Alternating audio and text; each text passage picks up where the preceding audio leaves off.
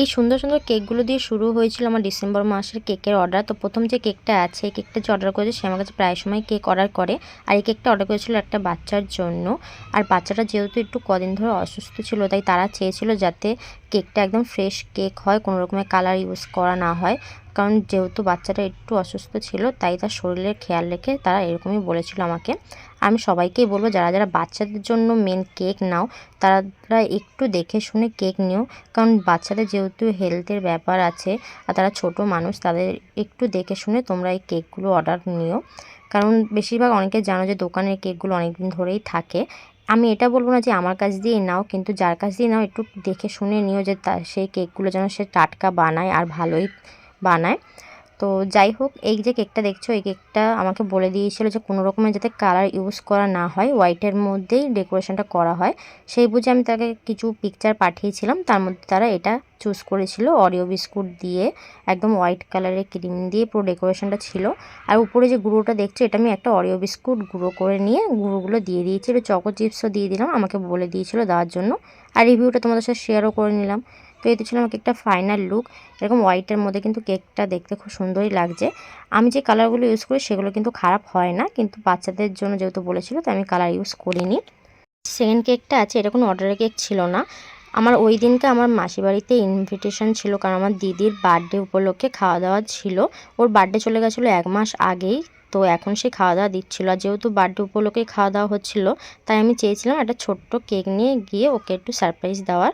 আমি ওকে জিজ্ঞাসাও করে নিয়েছিলাম যে ও কোন কেকটা খাবে, বলেছিল চকলেট ফ্লেভারের কেক খাবে। তাই আমি তো ওর কথা মতন চকলেট ফ্লেভার একটা ছোট্ট থেকে কেক করে নিয়ে গেছিলাম। আর ছোটো করে একটু সেলিব্রেশনও হয়েছে সবার সাথে, আমরা খুব এনজয়ও করেছি। আর যেহেতু সেদিনকে আমার খুব তাড়াহুড়ো ছিল মাসিবাড়ি যাওয়ার জন্য, আর সেদিনকার আমার ওই কেকটা ছাড়া আরও দুটো কেকের অর্ডার ছিল। মানে প্রথম যে কেকটা দেখছো আর এই যে কেকটা দেখছো, এই কেকের অর্ডার ছিল। আর এই কেকটা ডেলিভারিও করা ছিল আমাকে সকালবেলা। তো প্রথম কেকটা আমার বাড়ি এসেই কাস্টমার নিয়ে গেছিলো। আর সেকেন্ড যেটা আমি আমার দিদির জন্য বানিয়েছিলাম, ওটা আমার দিদি আর বোন নিয়ে চলে গেছিলো ঘুটিয়ারিতে। আর এই কেকটা ছিল আমার বেদবিরিয়া থেকে অর্ডার। তো এই কেকটা আমি ডেলিভারি করে তারপর ভেবেছিলাম মাসিবাড়ি যাব।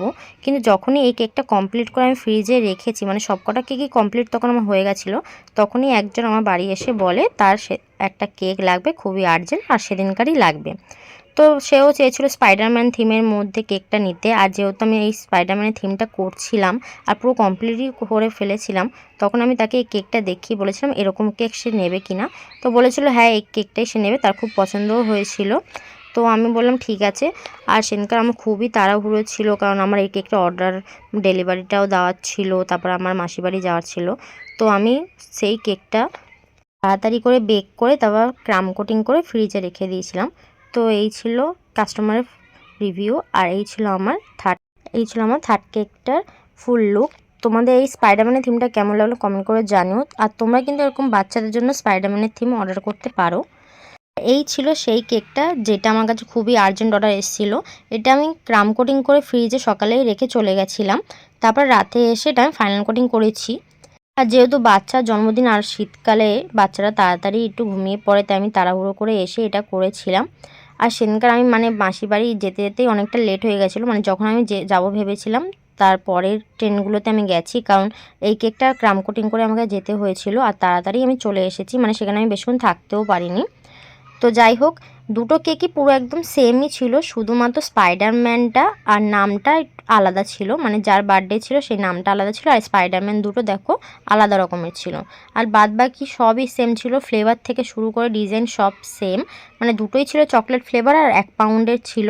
আর উপরে যে কালারটা দেখছো, এই কালারটা আমি জেলের মধ্যে, মানে নিউট্রাল জেলের মধ্যে অল্প একটু রেড কালার দিয়ে এই কালারটা এনেছি। আর এরকম করে ডিজাইনটা করতে কিন্তু খুবই সুন্দর লাগে, আমার কাছে তো খুব ভালো লাগে। আমি এরকম থিমের কেক অনেকবারই করেছি। তো এই ছিল আমার সবকটা কেকের ফাইনাল লুক। এই কেকগুলো তোমাদের কেমন লাগলো আমাকে কমেন্ট করে জানিও। আর এরকম স্পাইডারম্যানের থিমের কেক অর্ডার করতে চাইলে আমাকে ইনবক্স করতে পারো। ওকে, টাটা।